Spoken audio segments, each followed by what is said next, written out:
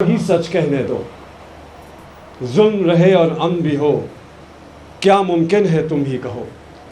مجھے ابھی تک صرف آزمایا گیا ہے اس ملک میں اپنے فن کی قربانی دینے میں کہ میں نے انڈیا میں کام نہیں کیا، لیکن یقین کیجئے کہ اگر اس ملک کو میری جان کی ضرورت بھی پڑی تو میں دریغ نہیں کروں گا۔ وہ حق ہے جو اللہ دیتا ہے، کوئی انسان نہیں، اور یہ آزادی ہم لے کے رہیں گے۔ میں صدر صاحب سے ضرور یہ گزارش کروں گا کہ اس پلیٹ فارم کو جتنا بھی ہم آگے لے کے جا سکیں اس کو لے کے جانا چاہیے ہمیں۔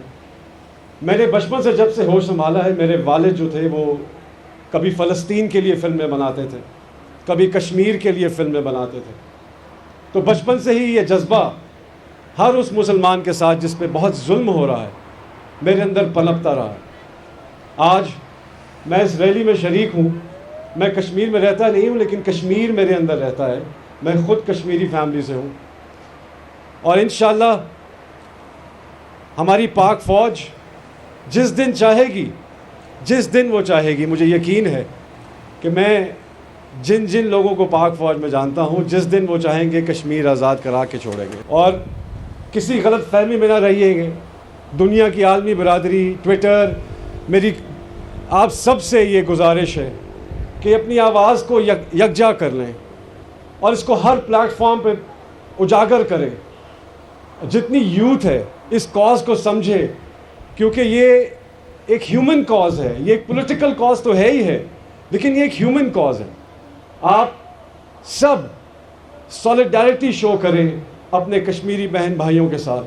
آج 18واں دن ہے وہاں پہ کرفیو کا، اگر کسی چیز نے روکا ہوا ہے تو وہ ہماری پی ایم کی پالیسی اور ہماری فوج کا نعرہ ہے۔